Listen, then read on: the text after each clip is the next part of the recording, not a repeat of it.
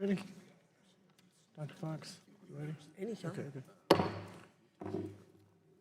Committee will come to order, but before we begin, I want to express our deepest condolences to students, families, and educators at STEM School Highlands Ranch following yesterday's tragic school shooting.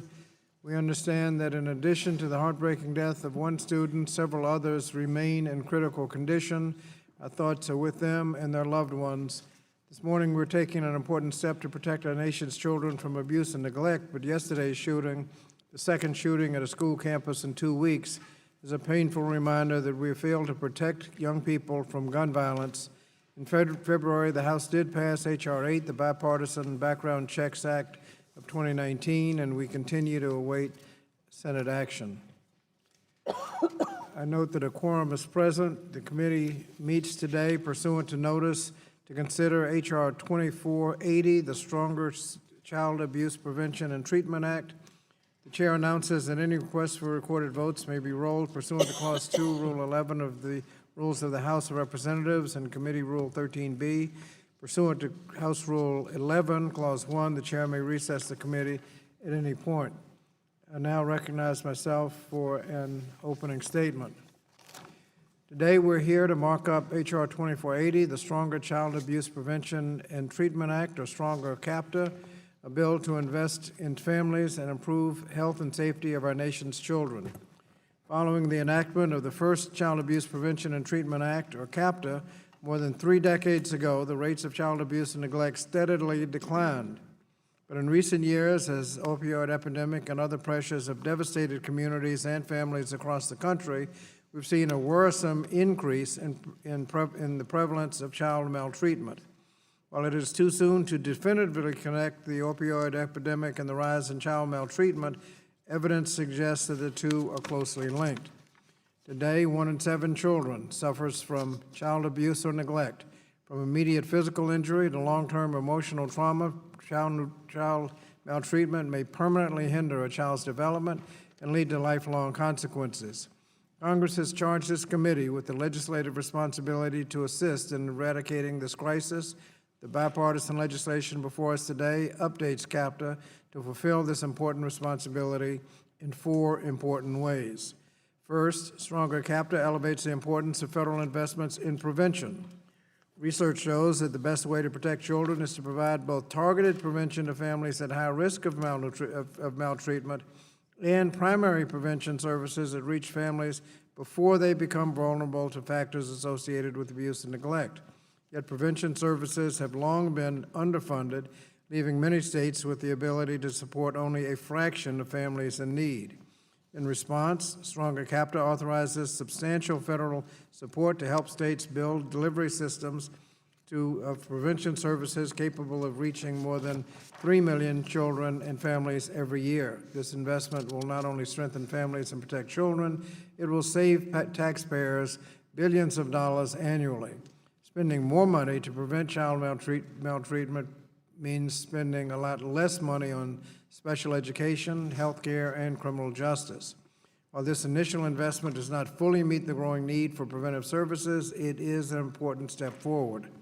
The second pillar of Stronger CAPTA provides greater support to help Child Protective Services agencies, or CPS, across the country by providing funding to improve professional development and retention of CPS staff. Reports to CPS have increased 10% in the last 5 years. Overburdened and underfunded, CPS agencies have struggled to respond promptly and thoroughly to every case. Failure to respond promptly has the effect of putting children at greater risk. This bill's support for CPS will help families receive prompt, effective services to ensure the safety and well-being of children and help families get through difficult circumstances. Third, Stronger CAPTA improves the quality of federal and state data, a critical component in the fight against child abuse and neglect. Business leaders remind us that you cannot manage what you do not measure, and that's why the bill improves integrity of national data on child fatalities, fulfilling a recommendation of the Commission to eliminate child abuse and neglect fatalities. The bill will also allow states to easily and quickly secure data and securely share data about families who have come into contact with CPS empowering caseworkers to make better informed decisions that could prevent difficult circumstances from becoming catastrophic.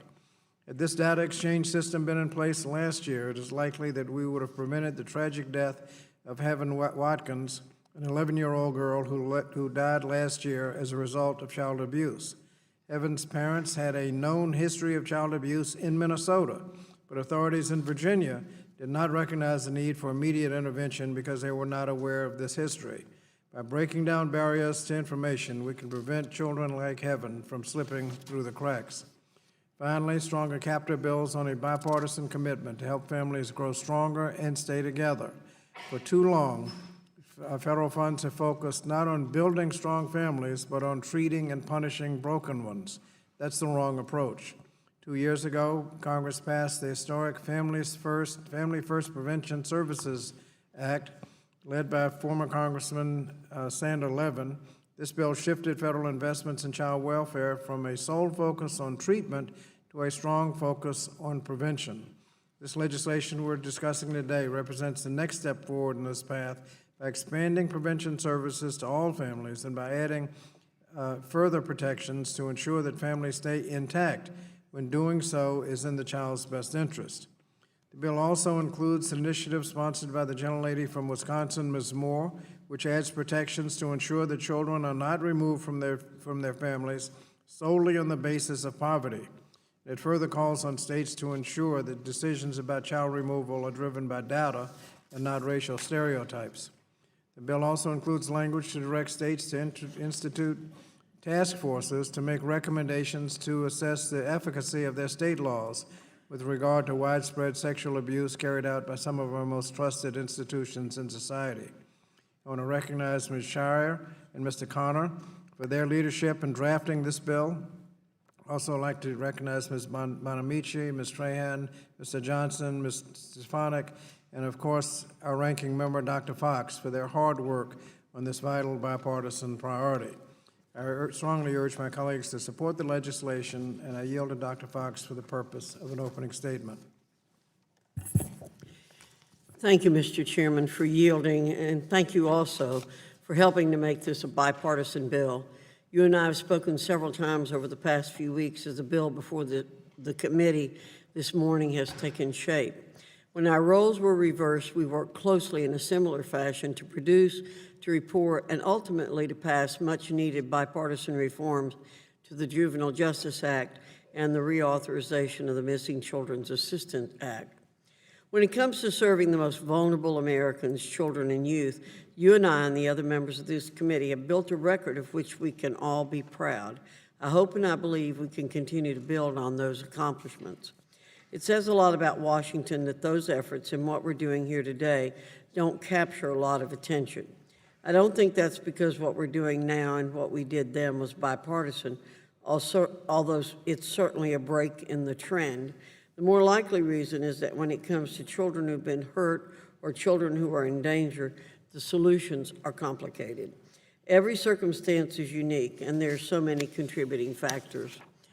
All we seem to know for certain is that abuse is wrong. It shouldn't have happened, and it could have been prevented. Beyond that, we have more questions than answers.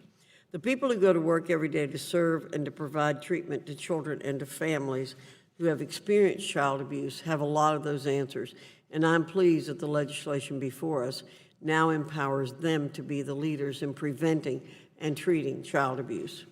Last year, we saw a house-wide effort to address the scourge of opioid abuse in communities across the country. As this committee met for hearings and worked to determine our own contributions to that effort, the impact opioid abuse and addiction is having on innocent children came into sharper focus. In many ways, today's legislation has its roots in those informative proceedings. I believe this is the way we should approach a reauthorization like this one. With the aptly named Stronger Child Abuse Prevention and Treatment Act, or Stronger CAPTA, we've decided to look forward, not backward, but we've also allowed for current events and circumstances to inform our views. Understanding the impact of opioids on those close to the individuals battling addiction gave members a whole new context for for how communities can play a role in recognizing, treating, and hopefully preventing future child abuse. And I'm glad to see that is such a focus in this legislation. Since 1974, CAPTA has been the federal law under which states have been able to combat child abuse and neglect, primarily through grant funding to develop programs aimed at prevention, assessment, investigation, prosecution, and treatment. When we talk about numbers at this committee, whether it's in the form of appropriated or budgeted dollars or other statistics, I often remind members that we're talking about individual lives, and in this case, very vulnerable lives. That makes the numbers we're going to discuss today truly heartbreaking. In 2016, there were 4.1 million referrals to Child Protective Services nationwide that involved approximately 7.4 million children. In the end, about 676,000 children were determined to have been the victims of abuse or neglect. There's not a single person in this room who wouldn't have put themselves physically between any of those children and their abusers if we could. Any decent person would. That's why it's such a good thing that the reforms in today's legislation are designed to prepare better and further empower those remarkable individuals who've been educated and equipped to detect and address child abuse in their communities. The funding we are authorizing today will go to research and technical assistance that will directly benefit providers and administrators who must constantly reassess the techniques and treatment strategies they offer families in need. Additionally, this bill includes support for the development of new strategies and continued best practices for reducing the rates of child abuse and neglect that result from substance abuse on the part of parents. This bill seeks to prevent and treat child abuse by harnessing the power of community involvement. We want to see abuse prevented before it ever happens, and one of the best ways we can make that a reality is to encourage parents, to show them that they can protect and provide for their children in positive ways. We know it's a sense of reliable community and personal relationships that can do the most good, and this legislation is meant to show that both are tangible resources for families. This legislation also makes clear that the treatment of children in service to families must take priority over government paperwork. When it comes to reauthorize CAPTA in the future, I hope members of this committee will look back on the bill before us now as a roadmap for their way forward. Stronger CAPTA respects and adheres to the law's original intent, modernizes methods, and equips those who know better than we do to serve children and families in a better way than they've been served before. We all wish we lived in a world where laws like CAPTA would not be necessary. We do not. But by taking our cues from those who make it their life's work to stand between children and tragedy, who support parents who feel they have no hope, I believe we've arrived at a piece of legislation that does not hinder, but quite possibly will help to protect children and serve hurting families in diverse communities across the country. I yield back, Mr. Chairman. Thank you. Without objection, all members who wish to insert written opening statements into the record may do so by submitting them to the committee clerk electronically by the end of the day. House rules require a copy of the measure made available to members and the public at least 24 hours in advance. As I understand it, although the committee did not get formal notice of the use of today's roster for today's meeting, several of the amendments have been shared with the committee staff beforehand, and they are in your folder. Additionally, the chair may allow members who have more than one amendment to offer those amendments en bloc to the extent practical if they desire. The committee will now proceed with consideration of the bill, H.R. 2480, for amendment. The bill was circulated in advance and printed. The clerk shall designate the bill. H.R. 2480 to reauthorize the Child Abuse Prevention and Treatment Act and for other purposes. Without objection, first reading of the bill is dispensed with. And without objection, the bill will now be considered as read a second time and open for amendment at any point. Any amendment offered shall be considered as read. I now recognize the gentlelady from Oregon, Ms. Bonamici, to offer An amendment in the nature of a substitute. Thank you, Mr. Chairman. I have an amendment at the desk. Clerk will designate the amendment.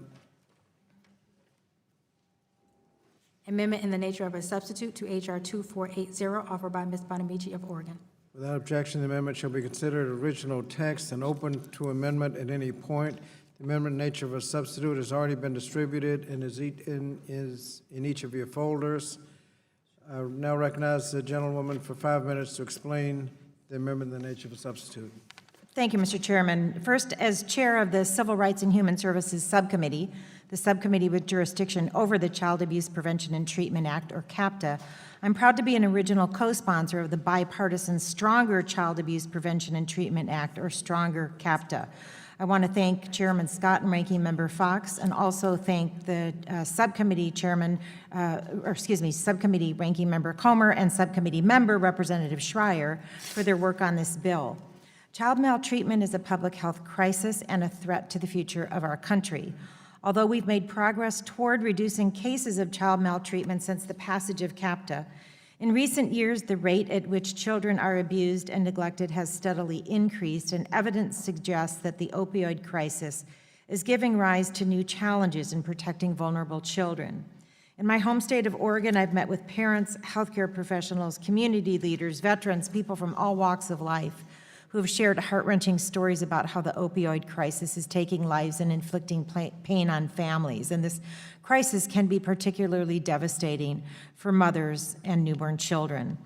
Congress has a responsibility to protect the health and safety of our nation's children, especially our most vulnerable children, and to update our approach. So I'm pleased that the bipartisan Stronger CAPTA would expand and improve CAPTA to address these new challenges facing our children, families, and communities. Notably, this bill would significantly strengthen federal investments in community-based prevention services so families across the country can receive help before children suffer. It will build networks of wraparound services that lower the risk of child maltreatment by helping families navigate complex health, education, and financial hardships. It will also seek to reduce rates of child maltreatment exacerbated by the opioid crisis by supporting the development of best practices and strategies. And crucially, this bill would create an electronic interstate data exchange system that will streamline communication between and among states, so child protection agencies across the country can work together and prevent cases of child maltreatment, no matter where they occur, from slipping through the cracks. Passing Stronger CAPTA is an important step toward making sure that all children grow up in a safe and healthy environment that allows them to reach their full potential. And I urge my colleagues to support the underlying bill. And now, with regard to the amendment in nature of a substitute, the ANS contains a handful of good improvements to Stronger CAPTA. Section 106 grants are conditioned on the use of uniform standards for tracking and reporting child fatalities due to abuse and neglect. Housing agencies were added to the list of service providers participating in state and local networks supporting child and family well-being.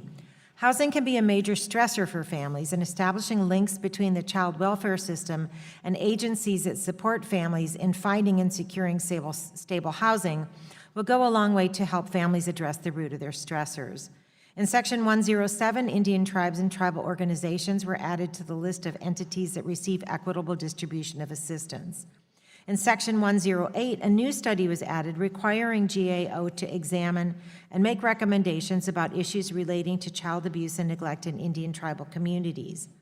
In Section 110, edits were made to clarify the intent of and strengthen the electronic data exchange system to make sure that standards and policies governing the electronic interstate data exchange adhere to federal law in addition to state law. New language also clarifies that the exchange can only be used for purposes of child safety and adds a prohibition on the Secretary from accessing or storing data exchanged on the system.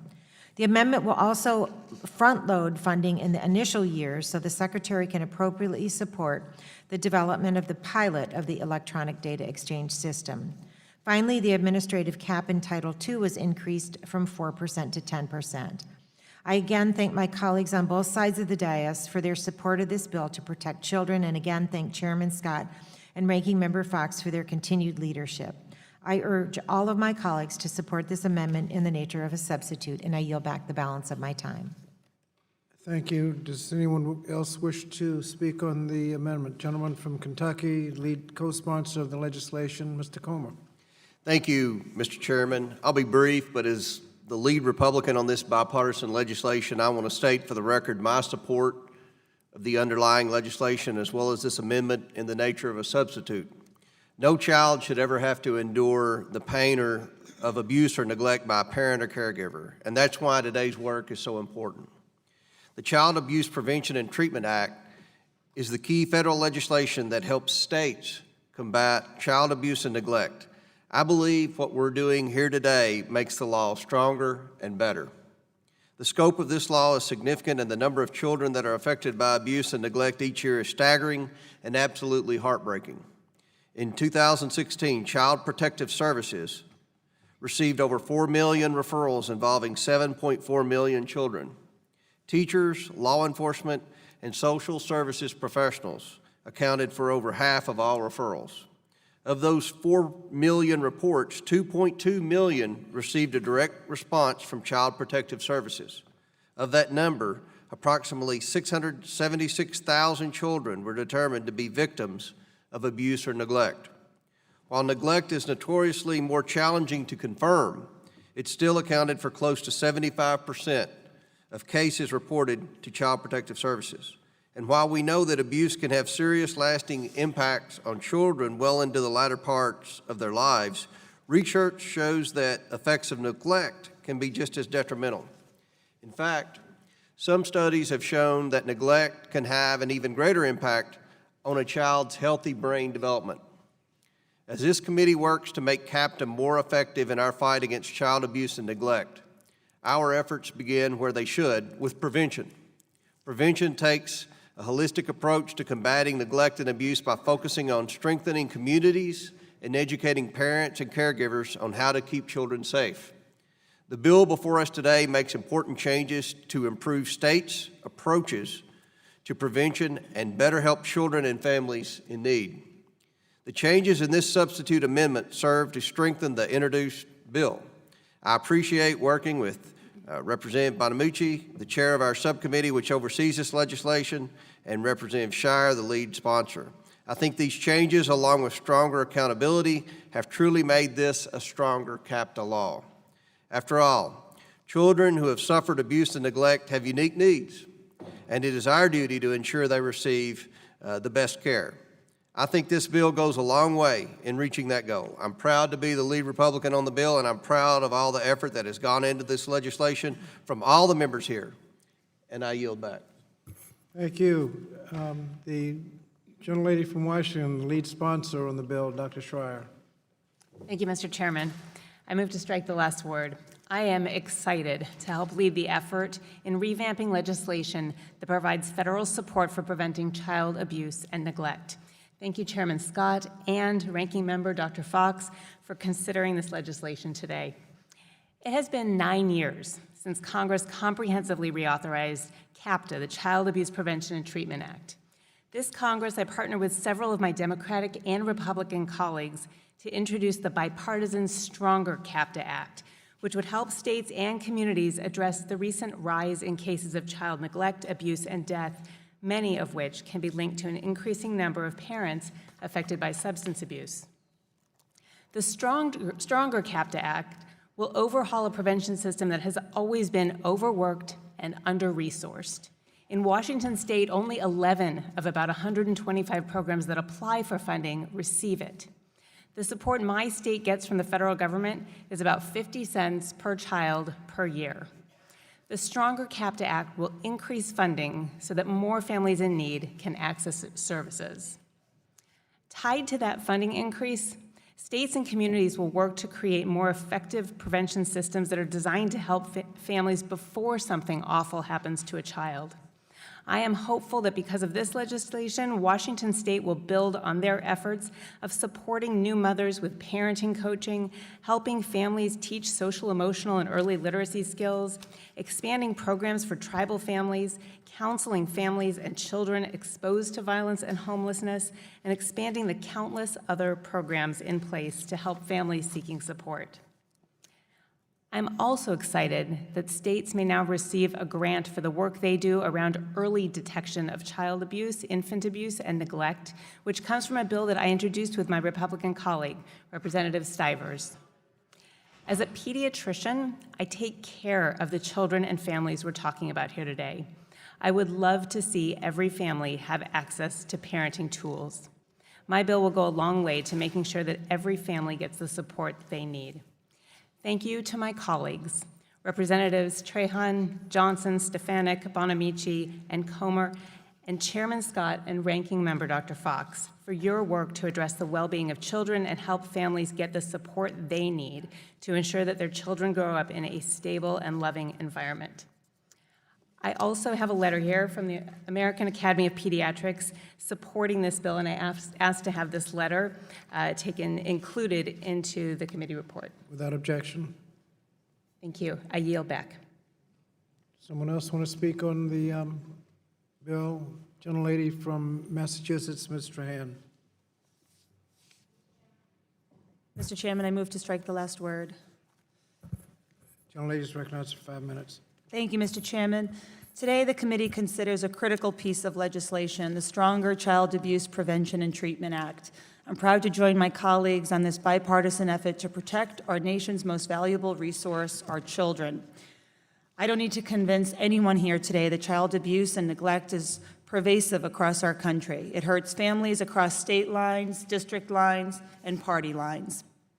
From my own state of Massachusetts, 34% of referred children were found to be victims of maltreatment, a number that is 15% above the national average. While we've grown better at understanding how to prevent and address child maltreatment, the federal government has not kept up with the funding necessary to reverse the rise in this problem. This public health crisis calls for an appropriate federal response. It requires robust funding for a variety of services that support and invest community-based prevention efforts. And like many issues that we work on in Congress, this doesn't exist within a bubble. CAPTA is also an integral part of addressing the nationwide opioid epidemic, which has devastated many of our communities in both painful and personal ways. In the Commonwealth where I'm from, nearly 9 out of 10 drug overdoses are tied to opioids. With the rise of substance abuse and addiction, children are caught up in dangerous situations and torn apart from their families. Stronger CAPTA supports the development of best strategies and practices for reducing rates of child maltreatment linked to parent substance use disorder. Under the leadership and work of this committee, we can meet the challenges and needs of at-risk communities across the country. We can keep children and families together from ever needing to enter the foster care system. We need stronger CAPTA to make investments in the future of our country, in children who come after us, and in those who come after them. Thank you, Mr. Chairman, and I yield back. Thank you. The gentlelady from Florida, Ms. Shalala. Mr. Chairman, I move to strike the last word. Gentlelady is recognized for 5 minutes. Thank you, Mr. Chairman, for holding this markup on H.R. 2480, the Stronger Child Abuse Prevention and Treatment Act. This CAPTA reauthorization will not only bring much-needed funding to states and jurisdictions on the front lines of combating child abuse, but will further streamline the reporting process we use to identify cases of abuse and neglect. Mr. Chairman, in my own state of Florida, the law requires that any person who knows or has a reasonable cause to suspect that a child is being abused, neglected, or abandoned by a parent, legal guardian, or other person responsible for the child's welfare must immediately report that knowledge or suspicion to the Florida Abuse Hotline of the Department of Children and Families. Yet, even with millions of eyes watching, many cases in this country go unreported, and those young victims don't get help. While it's difficult to estimate the number of cases that do not get reported, the limited statistics we do have are haunting. A child is abused or raped every 10 seconds. For every report, 2 more cases go unreported. There are 61,000 reports to Child Protective Services per week, equaling 6 every minute. Of the 1.5 million runaway children, 85% are fleeing some form of abuse. Victims of abuse are approximately 48% male and 52% female. Mr. Chairman, I am sure that you are well aware that these numbers are dramatically higher for LGBTQ young people. LGBTQ youth are almost 4 times more likely to experience childhood sexual abuse and 20% more likely to experience physical abuse from a parent or guardian than their heterosexual peers.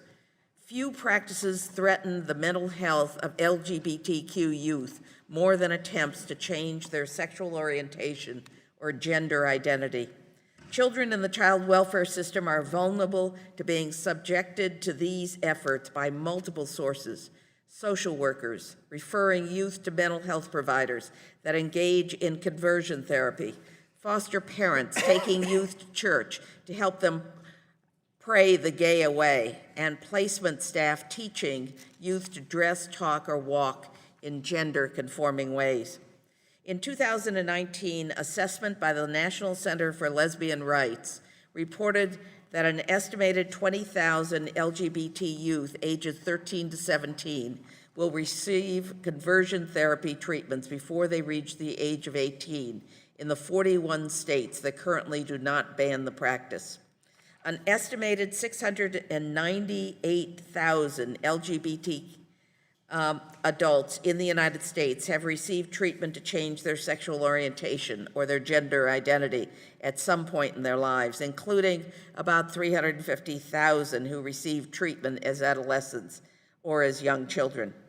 It is our responsibility to expand demographic information collected in child abuse reports to include sexual orientation and gender identity data, and to train personnel to meet the unique needs of this community, and to have individuals experienced in working with LGBTQ youth and families participate in state task forces. States don't just have the responsibility to respect human rights. They have a responsibility to protect against human rights violations. Mr. Chairman, I would like to enter into the record the report by the NCLR on ending conversion therapy and child welfare. I commend the strong bipartisan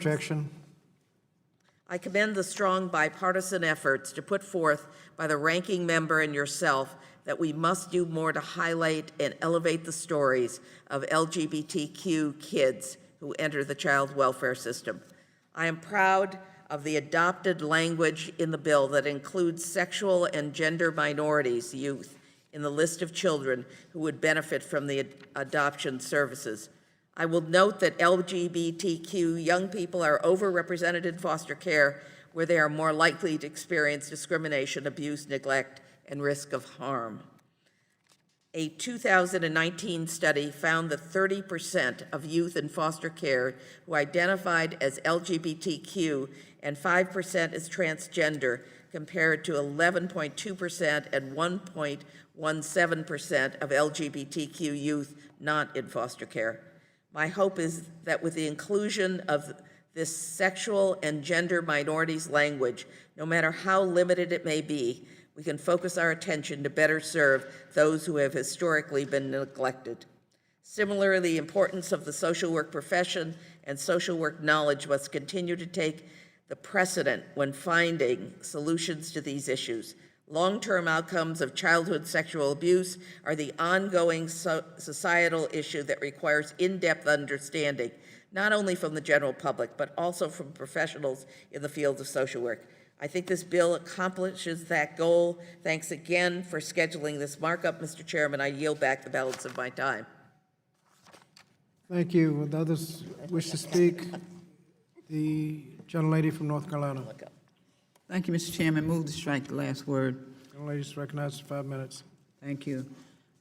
First of all, I want to thank all of my colleagues who worked on this bill, and thank you, Mr. Chairman, for bringing it before us for this markup today. I do speak in strong support of H.R. 2480, the Stronger Child Abuse Prevention and Treatment Act. I also am supportive of the process that brings this bill before the committee today. There have been a number of amendments to CAPTA over the years, and this represents CAPTA's first reauthorization since 2010, a moment that's well overdue.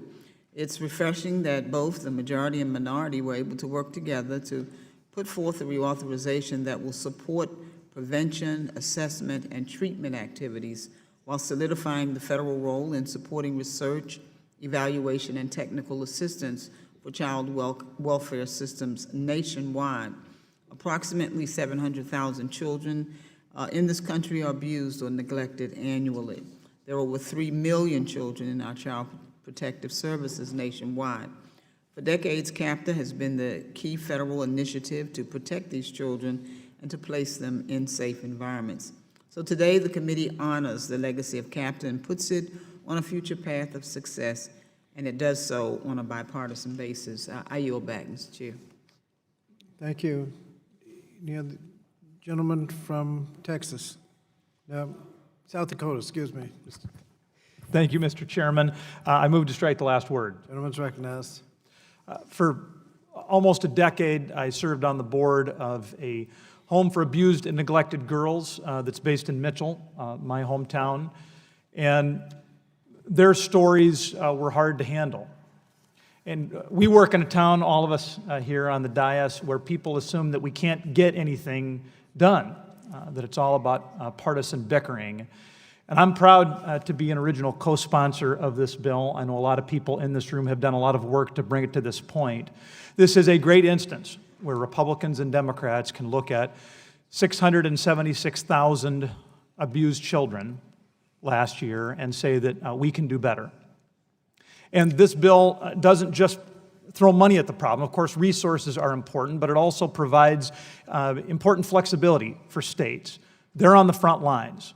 They have an opportunity to make that valuable progress we have to make on prevention if we're going to improve the lives of children. Children who are at the home, Abbott House, where I was on the board, and the other 676,000 like them in this country who want a better future. This is a good bill. This is an instance of Congress doing the right thing, and I'm proud to be associated with it. Thank you, Mr. Chairman. I yield back. I thank the gentleman from South Dakota for his comments. Gentleman from Maryland, Mr. Trone. Mr. Chairman, I move to strike the last word. Thank you, Mr. Chairman. I strongly support this bill, and especially for the work it's doing on substance use disorder. One person's battle with substance use disorder can send ripples through a family and a community. I know that. I lost my 24-year-old nephew to opioids. I've met with countless families in my district impacted by the opioid epidemic. The devastation is pervasive. Often overlooked is the trauma experienced by the most vulnerable children in this vulnerableness epidemic, and that's the children.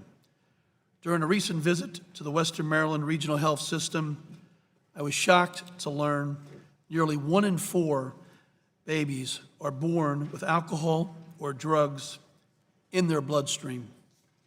In Baltimore, there's been a 30% increase in foster care placements. Nationwide, we have 8.7 million children have a parent who suffers from substance use disorder.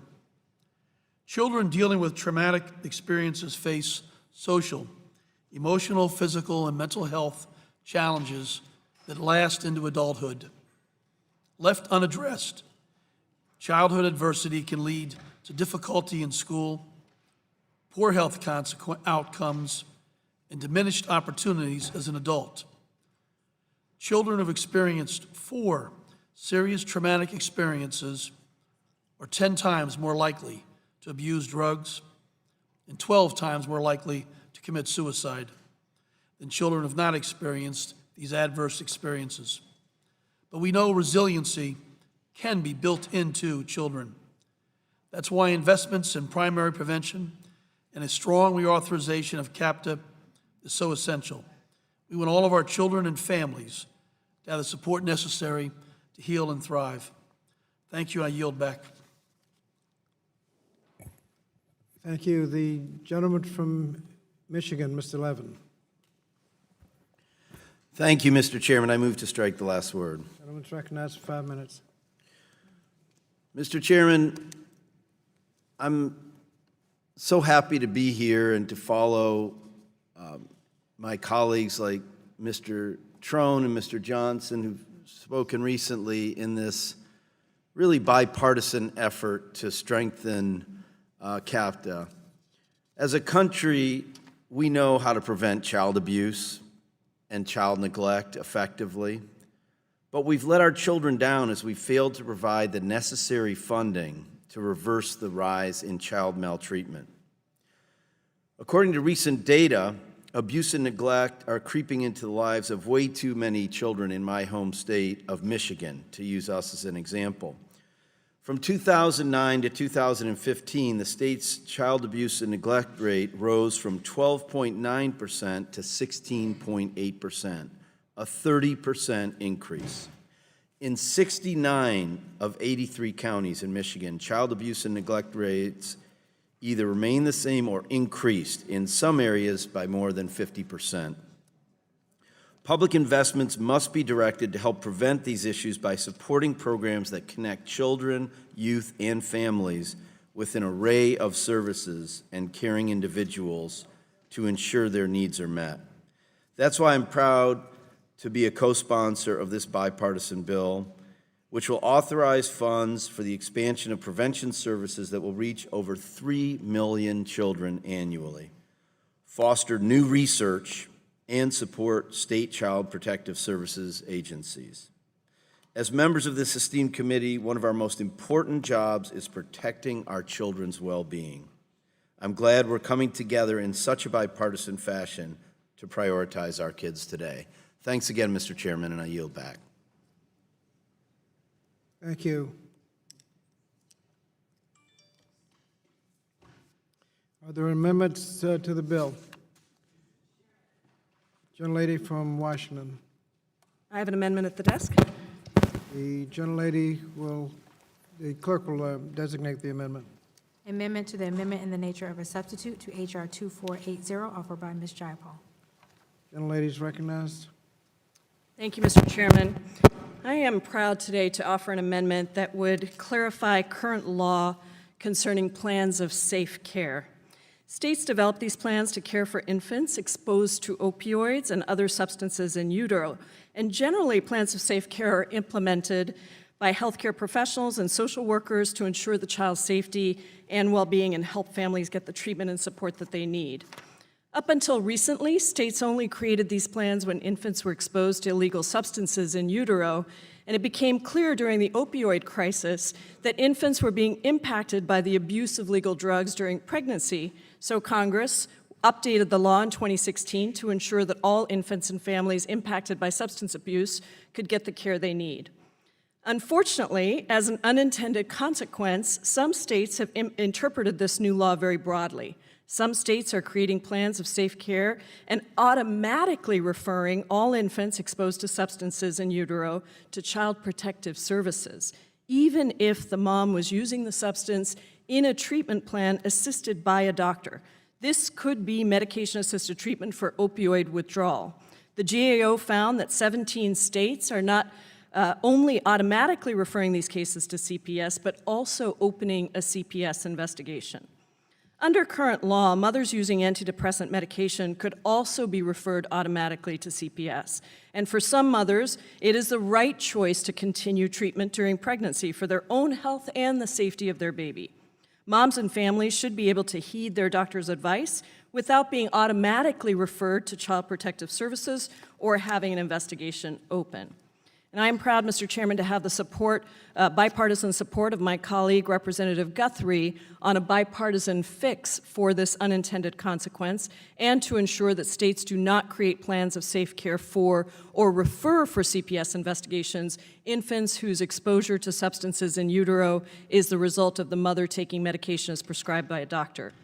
A 2018 report from the GAO investigated this issue and found that the state officials faced uncertainty about what to include in safe care plans and the level of intervention needed for infants at low risk of abuse or neglect. And in particular, they reported concerns about their ability to screen out cases where the substance affecting the infants was used by the mothers as prescribed by their physician. At a time when Child Protective Service agencies are overburdened with massive caseloads, we should not be adding to their strain by referring to them cases where the family and the infant are already being cared for by health care professionals. And with that, I yield back the balance. The gentlelady yield? Yes. Yep. Thank you for yielding to me, and I appreciate it very much. And I'm proud to work with you to co-sponsor this amendment with my colleague from Washington State. As many of my colleagues have said today, Child Abuse Prevention and Treatment Act is an important law that supports critical state and local programs that helps keep children safe. And I appreciate Congresswoman Jayapal's commitment to work in a bipartisan manner to best serve these parents and the children as she described in her testimony or statement. The opioid epidemic is hurting all communities, and I'm committed to working to help these families who are directly affected, and I look forward to working together as we move forward. And I will yield back to my friend from Washington. Thank you. Mr. Chairman, Gentlelady from Washington. just like to be recognized, please. Gentlelady still has time. Great. Oh, yeah, I have 1 minute and 18 seconds. Great. Mr. Chairman, we do need to be doing all we can to support children and families impacted by the crisis while ensuring that states focus their resources on the most vulnerable. And we do need to make sure that we get the details right in this reauthorization because it is a complicated issue. There are a couple of issues left that Mr. Guthrie and I still need to just finalize with some of the advocates. And so I'd like to withdraw this amendment with the commitment from the chair and the ranking member and Representative Guthrie that we address this policy issue before the stronger CAPTA is signed into law. Before I rule on that amendment, the gentlelady from North Carolina. Yes, thank you, Mr. Chairman. I just want to thank our colleagues for raising this issue, but also working very hard to get it right. I believe it's an important issue we need to address, and I look forward to working with everyone, including the two members, the chairman, and everyone else as we get this bill ready for the floor. I yield back. Thank you. Any other comments? The motion is to withdraw the amendment. The motion is granted.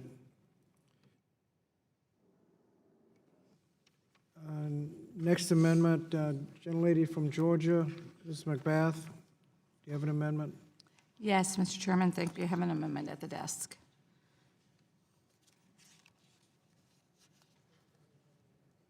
Amendment to the amendment in the nature of a substitute to H.R. 2480, offered by Mrs. McBath. Gentlelady from Georgia. Thank you, Mr. Chairman.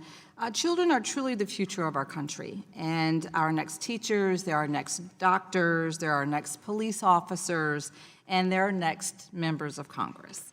And it's our responsibility to do everything that we can to protect them and make sure that our children are able to live, learn, and grow up in safe environments. That's why I'm happy that we are coming to a bipartisan consensus on this legislation, H.R. 2480, the Stronger Child Abuse Prevention and Treatment Act. I'm especially pleased to be introducing this amendment with my colleagues across the aisle.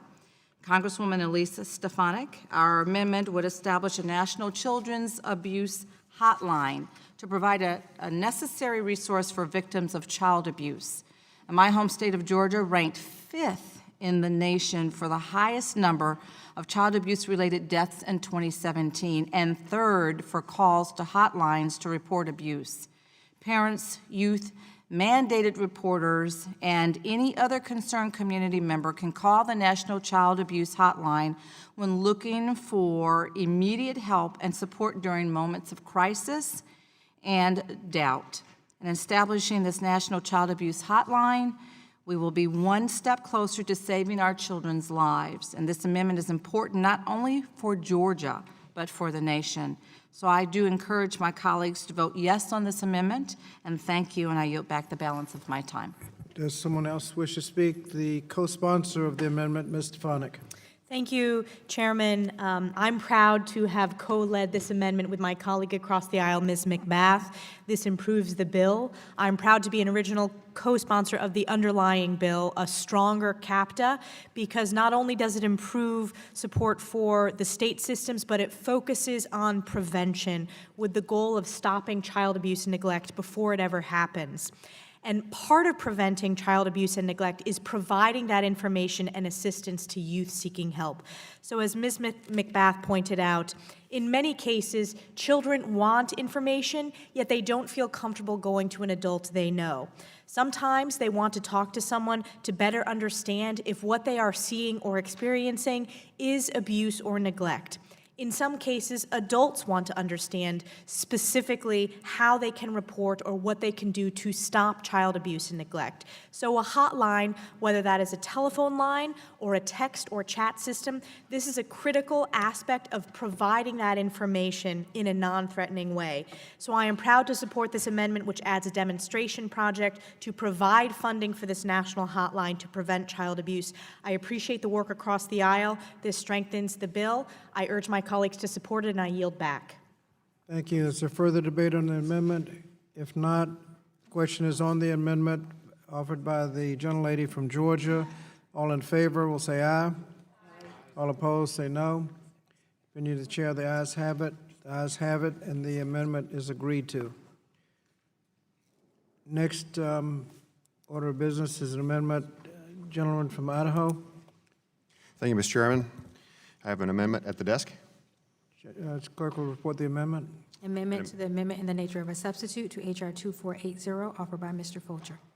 Gentleman from Idaho is recognized for 5 minutes. Thank you, Mr. Chairman, ranking member, and all those who have been involved with this long before I have. This is one of those unpleasant topics, and unfortunate that sometimes we have to engage on that front, but clearly very necessary.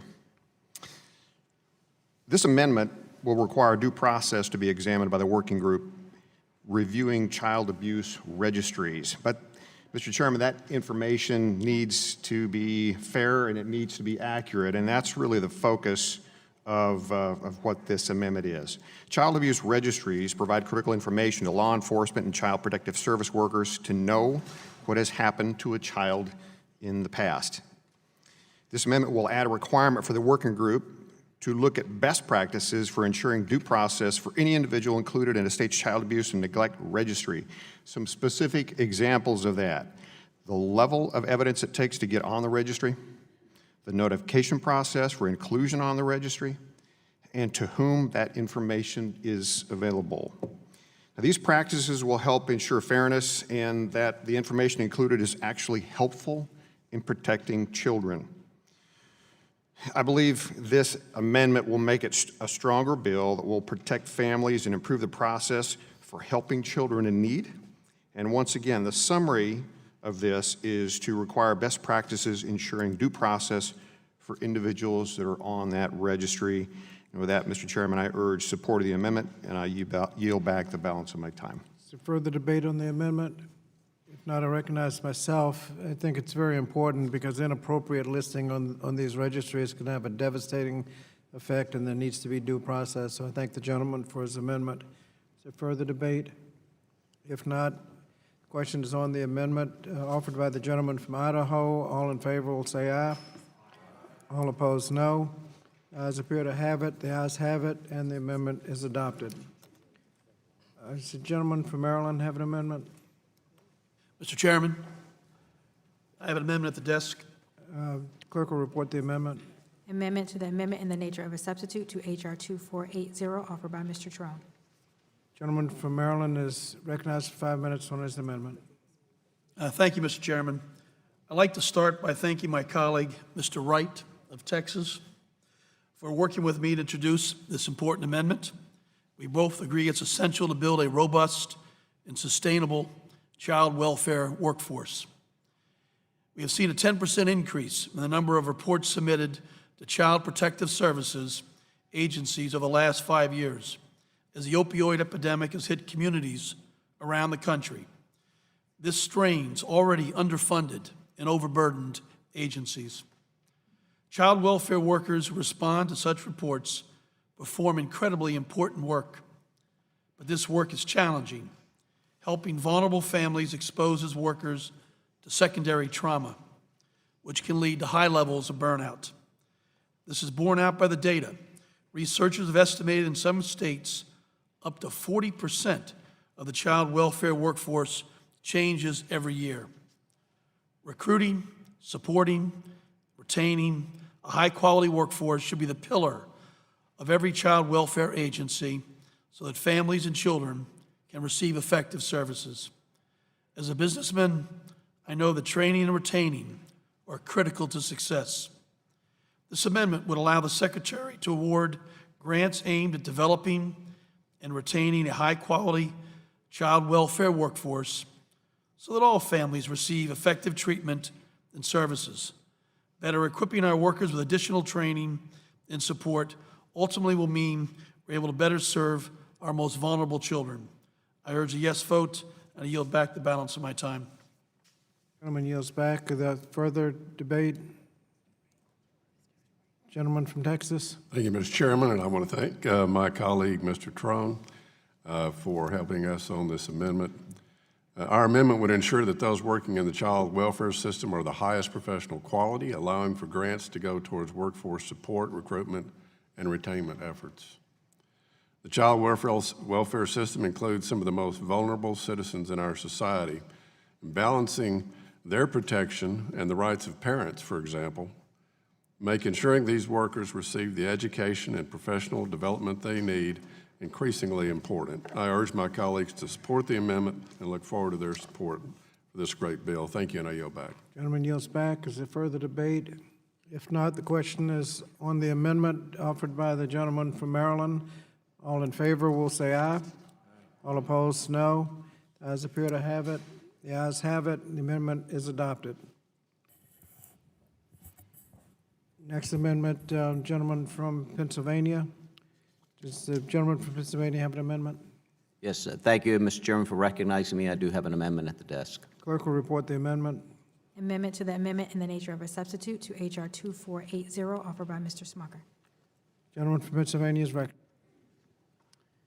Thank you. I'd like to start by thanking my colleague, Representative Underwood, for her work in co-sponsoring and introducing this important amendment. And I'd like to thank the chair for bringing this bill up. The Child Abuse Prevention and Treatment Act is a critical law that supports very important programs that help keep children safe. Also important is the Adoption Opportunities Law, which promotes the healthy development of children who would benefit from adoption by helping them find loving homes. These laws provide critical support to help protect children. Stronger CAPTA will build on the success of these laws by improving support for states and provide greater support for prevention efforts. A lot of great work to help prevent child abuse and neglect will be done as a result of the bill before us today. And sadly, we need it. As we have heard today, the opioid epidemic is continuing to plague our communities, plague our nation, and our children are suffering the consequences. Children are moved out of their homes and into foster care, or sometimes adopted into new families. Last Congress, my bipartisan legislation to reduce known barriers for foster placement was signed into law. The information from this study will help states detect additional barriers by gaining a better understanding of how this crisis is affecting families and children, and identify if there are ways to better serve children caught up in this epidemic. Stronger CAPTA includes the reauthorization of the adoptions law, and a part of that title includes a study to look at the adoption outcomes and the factors affecting those outcomes. I believe that is an important study that will help states better serve those children in need. But I think we also need to recognize what is driving up caseloads and creating thousands of children in need, which is the opioid epidemic. This amendment requires the study to specifically look at how parental substance abuse disorder affects the outcomes on adoption. The information from this study will help states learn how this crisis affects families and children, and if there are ways to better serve children caught up in this epidemic. I appreciate, again, the Congresswoman from Illinois working with me on this issue. I urge support of the amendment, and I yield back the balance of my time. Gentleman yields back. Does any other debate on the amendment? Gentlelady from Illinois, Ms. Underwood, co-sponsor of the amendment. Thank you, Mr. Chairman. I strongly support this amendment, and I thank my colleague, Mr. Smucker, for offering it today. Data show that as many as 200,000 victims of child abuse and neglect each year come from homes where a parent has experienced substance use issues. Due to the difficulties associated with substance use disorder in parents, many of those children go on to enter the foster care system, where the goal becomes to find a permanent, safe, and loving home for each child. Despite the growing prevalence of parent substance use disorder as a leading factor in cases of child abuse and neglect, research examining the association between parent substance use and the outcomes of children who enter the foster care system is scant. As such, child welfare agencies charged with finding permanent homes for children whose parents have suffered from substance use disorder have little guidance on best practices for ensuring successful adoptions. I support data-driven, evidence-based policymaking, and this amendment will help us do just that. This amendment represents an important step forward to better understand how to ensure children affected by parental substance use find permanent, loving homes. I urge a yes vote, and I yield back the balance of my time. Is there further debate on the amendment? If not, the question is on the amendment offered by the gentleman from Pennsylvania. All in favor will say aye. All opposed will say no. The ayes appear to have it. The ayes have it. The amendment is adopted. Are there further amendments? Gentleman from Texas. Thank you, Mr. Chairman, for the recognition. I have an amendment at the desk. Clerk will report the amendment. Amendment to the amendment in the nature of a substitute to H.R. 2480, offered by Mr. Taylor. Gentleman from Texas is recognized for 5 minutes in support of his amendment. Thank you, Mr. Chairman. I'm proud to work with this. First, really glad to work together on a bipartisan basis to address a really important issue.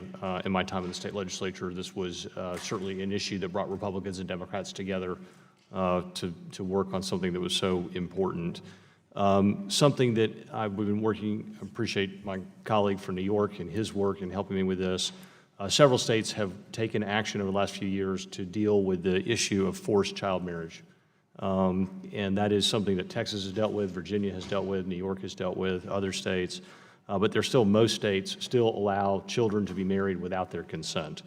And so what I'm asking to do in this amendment is to study that and to look and see which states are still allowing children to be married without their consent so that we can think about crafting policy to encourage states to adopt more modern laws that allow consent for marriage. With that, Mr. Chairman, I yield back. Gentleman yields back. Further debate. Gentleman from New York, Mr. Morelli. Thank you, Mr. Sponsor Chairman. the amendment. Yes, sir. Thank you. And for holding this markup session and for your work on this bill. And I want to thank my friend and colleague from Texas, Representative Taylor, for his leadership on this amendment that directs the Secretary to conduct a study of the examination or exemptions to state laws pertaining to the minimum age of marriage and examine how such exemptions affect child safety. Forced child marriage is an unconscionable practice in our country that can have dangerous consequences for many young women and young Americans. In many states, you may be too young to buy alcohol, vote, rent a car, get into clubs, or even sign a gym contract, but parental consent or with judicial approval, a child even as young as 12 years old can be married. Young teenagers should be worrying about midterm exams, soccer tournaments, getting excited about what their future holds. Instead, some are trapped in abusive relationships, forced into child marriages, and victimized by sexual abuse. And in 7 states, as my friend and colleague indicated, across the country, the minimum age of marriage can be waived for girls who become pregnant.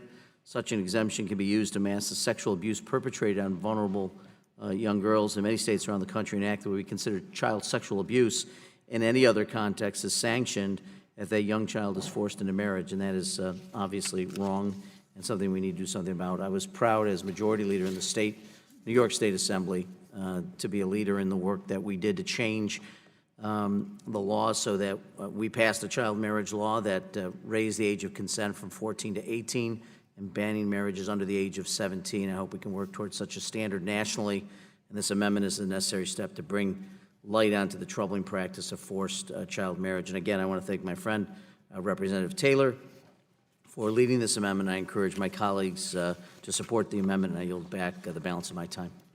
Gentleman yields back. Is there further debate on the amendment? If not, the question is on the amendment offered by... Mr. Chairman. Gentlelady from North Thanks. Carolina. I move to strike the last word. Gentlelady's recognized. Thank you, Mr. Chairman. I appreciate you recognizing me. I'm really proud to support this amendment offered by Representative Taylor and Representative Morelli. I believe it's an important study, and I want to thank them for offering the amendment and urge my colleagues to support the amendment and yield back.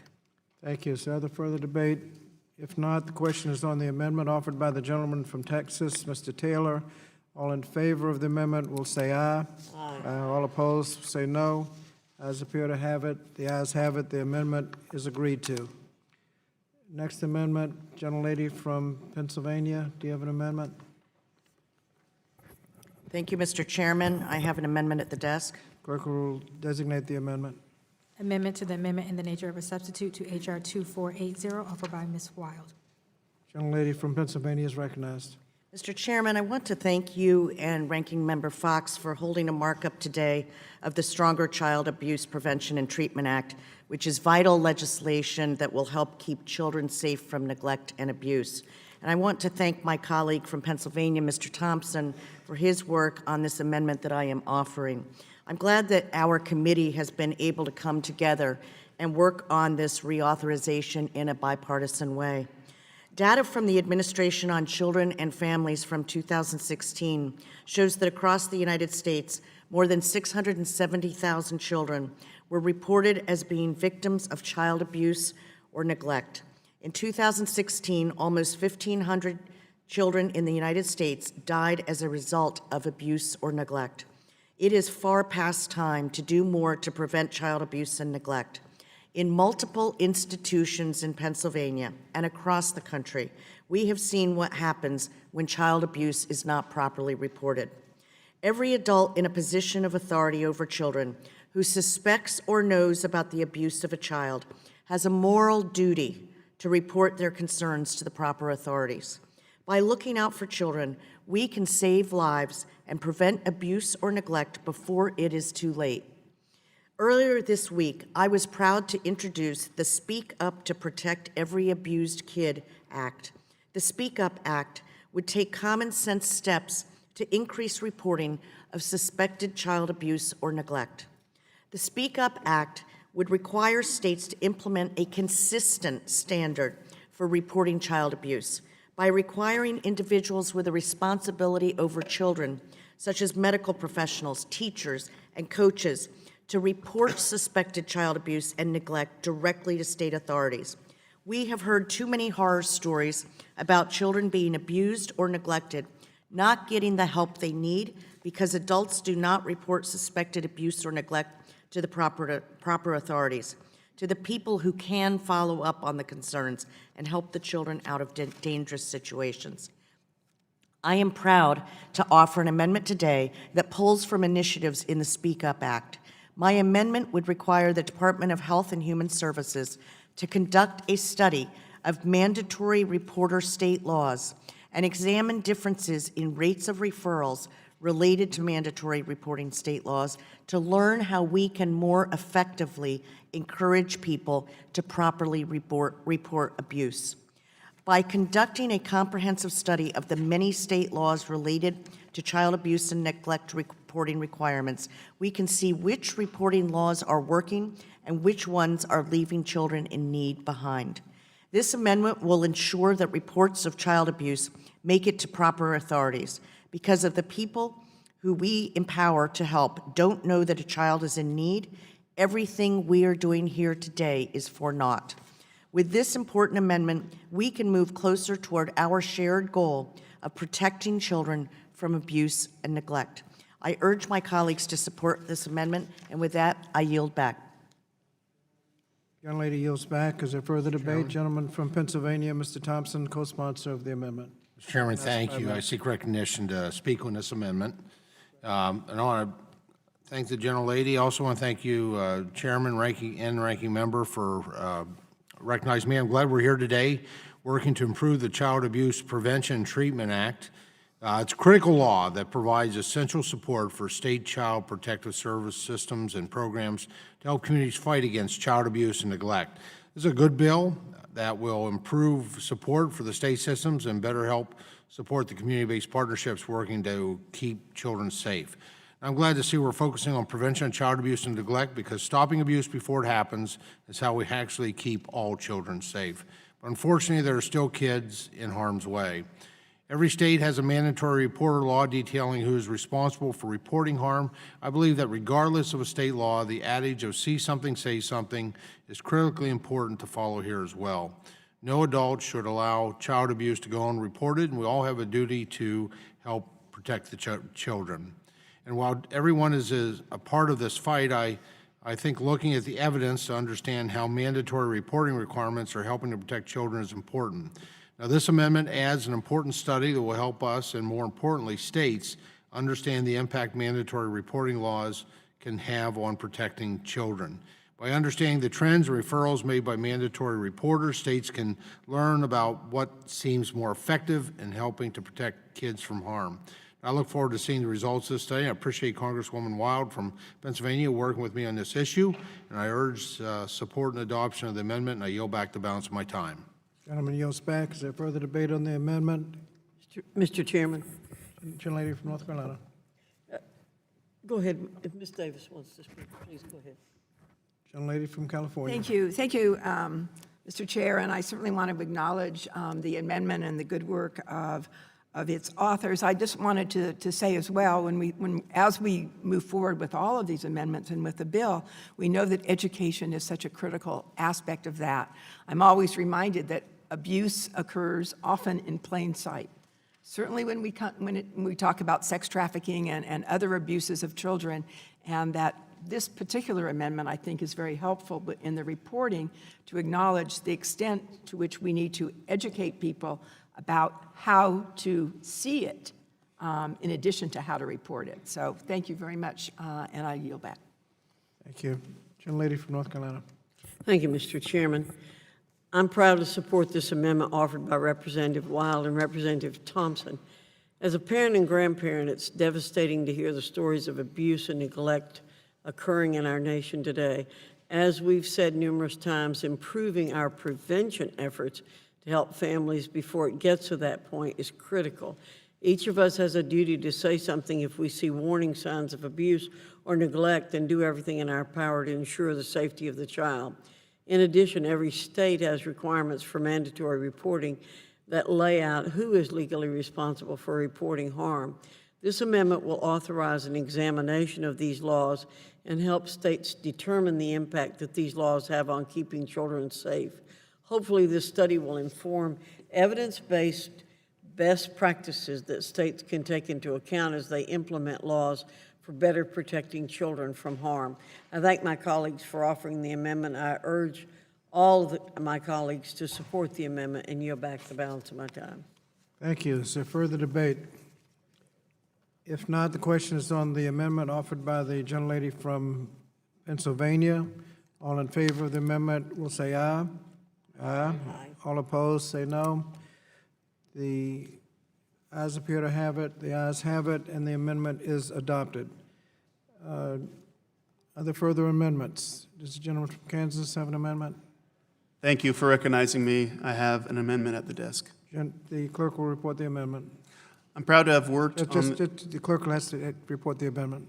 Amendment to the amendment in the nature of a substitute to H.R. 2480, offered by Mr. Watkins. The gentleman from Kansas is recognized. Thank you. I'm proud to have worked on this issue with my colleague from Nevada, Ms. Lee. The underlying bill will help prevent abuse before it happens, keeping kids safe from harm. By focusing on prevention, we can help families access the support they need to protect kids. But the bill is also about treatment when the unthinkable occurs. There's a lot of good work done by child protective service workers. One aspect that is critical is that during the assessment process, when investigating child abuse and neglect, is to ensure that a family is not removed solely on the basis of their economic situation. Protection workers must have the flexibility to make the determination of what is in the best interest of the child and the safety of the child when looking at whether to remove the child from their family. However, poverty should not be one of the reasons to do so. This amendment will ensure state child protective service systems have in place the tools to ensure the investigators know how to assess the situation without considering poverty as a determining factor. I appreciate the Congresswoman from Nevada working with me on this issue. I urge support of the amendment, and I yield back to the balance of my time. Yields back. Is there further debate? Gentlelady from Nevada. Thank you, Mr. Chairman, and I'd like to also thank my colleague, Mr. Watkins from Kansas, for working with me on this issue. This amendment would ensure that children are not removed from their homes solely due to poverty. As has been stated, currently, because of broad definitions, state child welfare agencies can use a family's economic status as the basis for removing a child from their parents. I think it's important that we do our due diligence to preserve families and ensure that kids are not separated from their parents. This is critical to preventing unnecessary trauma. While children make up 22% of our population, they actually comprise 32% of our population living in poverty. And instead of likening family poverty to child neglect as a reason for intervention, we collectively as a body need to do a much better job of exploring solutions to solving the root causes of intergenerational poverty. And this includes supporting programs that have a proven track record of helping families gain access to the resources they need to make both the parents' and the children's lives safer. I urge my colleagues to support this amendment, and I yield the remainder of my time. Thank you. Gentlelady yields back. Is there further debate? Gentleman from Wisconsin, Mr. Grothman. Yeah, just a general comment, and maybe this amendment is getting at it a little bit concerned of the amendment because it does imply that maybe they're going after people because they're living in poverty. But you have to remember, at least the statistics I have here, you have 4.1 million reports of child abuse, and less than 1/6 of those are substantiated. And if somebody makes a claim and it's investigated and it turns out not true for whatever reason, it can really be damaging for that family. And I hope that's something that people took into account. You know, it's like if somebody makes a wrong claim and, it's turned out to be made up, or some doctor, decided something should be investigated, it can be very damaging for that family. They interview everybody in the family and go through this long process. And I guess I think we've made some steps in the right direction. I think there are people who are wrongly accused who are not poor. And I hope it's something that the chairman and subcommittee chairman can keep in mind because, one more time, 4.1 million claims, under 7 million proven, or under 700,000 proven. I just hope we remember the over 3 million claims there that weren't, or under, about 3 million claims there that weren't substantiated. So thank you. Thank you. Is there further debate? I'd recognize myself briefly to say that the comments by the gentleman from Wisconsin are important, and it also underscores the importance of the amendment offered by the gentleman from Idaho that requires due process. As the gentleman from Wisconsin pointed out, false allegations can be devastating, and we need to make sure that they're properly, anybody on the registry is on there properly. Is there further debate? If not, the question is on the amendment offered by the gentleman from Kansas. All in favor will say aye. Aye. All opposed, no. The ayes appear to have it. The ayes have it, and the amendment is adopted. Are there further amendments? Gentleman from California, Mr. Harder, do you have an amendment? I have an amendment at the desk, Mr. Chairman. Clerk will report the amendment. Amendment to the amendment in the nature of a substitute to H.R. 2480, offered by Mr. Harder. Gentleman from California is recognized. Thank you, Mr. Chairman. Strengthening our existing child abuse and prevention laws is an important issue for the Central Valley, and a prime example of an issue where Congress needs to come together to find a bipartisan solution that puts people and kids first. And that's exactly what the Stronger Child Abuse Prevention and Treatment Act would do. One of the big causes of abuse and neglect results from folks who are struggling with addiction. My bipartisan amendment with Representative Muser will support community efforts to reduce child abuse and neglect resulting from substance use disorder. Over the past several years, there's been a rise in child abuse and neglect due to worsening drug abuse epidemics, including in regard to opiates. This trend has grown in communities like the Central Valley as the crisis has worsened. Our children are our future, and they deserve the best care and greatest opportunity to achieve success and the American dream. My amendment will protect children and communities throughout the Central Valley and across the country by putting some federal muscle behind local efforts to prevent abuse resulting from drug use. This is a common sense bipartisan amendment that I think we should all be able to get on board with. This isn't a Republican or a Democratic issue. This is about standing together to support our kids and make sure that no matter who their parents are, no matter what happened to them, that they have the support to make sure that they have a bright future. Thank you, Mr. Chairman, and I yield back. Thank you. Is there further debate on the amendment? Mr. Chairman. Gentleman from Pennsylvania, Mr. Muser. Thank you for recognizing me. I'm happy to co-sponsor this amendment with my colleague, Representative Harder. The Child Abuse Prevention and Treatment Act is an important law that supports critical programs designed to help keep our children safe. This law provides needed support for state child protective services, systems and programs to help communities fight against child abuse and neglect.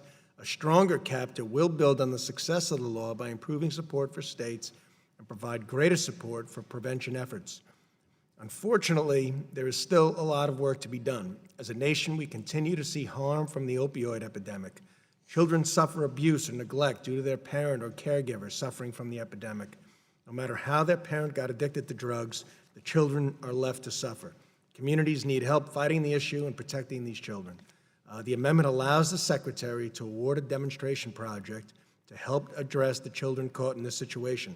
The funds will be used to support activities focused on reducing child abuse and neglect due to the substance use disorder of a parent or caregiver. And after the project concludes, the practices learned from the demonstration project can be shared in other communities to help them address the issue as well.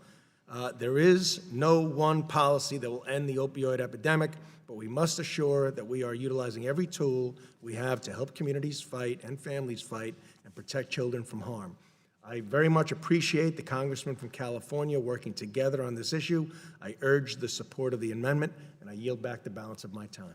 Gentleman yields back. Is there further debate? Gentlelady from Oregon, Ms. Bonamici. Thank you, Mr. Chairman. I want to support this Harder-Meester amendment, which is related to the Smucker-Underwood amendment, which I also supported. This is about innovative programs and strategies to reduce child abuse and neglect when there is substance use disorder by a parent or caregiver. And it's important that we look broadly at prevention strategies. I think about a 15-year-old boy in Oregon. He's currently spending some time at an alternative residential high school, and he can't wait until his 16th birthday because he wants to go to Job Corps. He wants to go to Job Corps instead of going home because at home, everyone is addicted to meth. So I tell that story because I say that I hope this amendment and the underlying bill will help us find ways to help all of the children who need it, regardless of their circumstances. And I urge all my colleagues to support this amendment and the underlying bill, and I yield back the balance of my time. Thank you. Is there further debate? If not, the question is on the amendment offered by the gentleman from California. All in favor of the amendment will say aye. All opposed will say no. Opinion of the chair, the ayes have it. The ayes have it, and the amendment is adopted.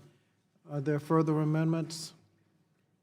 If not, the question occurs on the amendment in the nature of a substitute as amended. All in favor will say aye. Aye. All opposed will say no. In the opinion of the chair, the ayes have it. The ayes have it. The amendment in the nature of a substitute as amended is agreed to. There are no other members to speak to the bill. I now entertain a motion to report the bill and recognize the gentlelady from Oregon, Ms. Bonamici. Mr. Chairman, I move the Committee on Education and Labor report the bill, H.R. 2480, to the House of Representatives with an amendment in the nature of a substitute and with the recommendation that the amendment be agreed to and the bill as amended do pass. The Question now occurs when reporting H.R. 2480 as amended to the House with a favorable recommendation. All in favor will say aye. Aye. All opposed, no. The majority of the chair. The ayes have it. The motion is agreed to. I now recognize Ms. Bonamici for the purposes of a unanimous consent request. I ask unanimous consent that staff be authorized to make necessary technical and conforming changes to the bill as amended. Pursuant to House Rule 11, Clause 2L, I give notice that all members have the requisite number of days to file supplemental, minority, additional, or dissenting views. Without objection, so ordered. If there's no further business to come before the committee, without objection, the committee now stands adjourned. Thank you. Good job. Good job. Wow. We were prepared for a much longer time.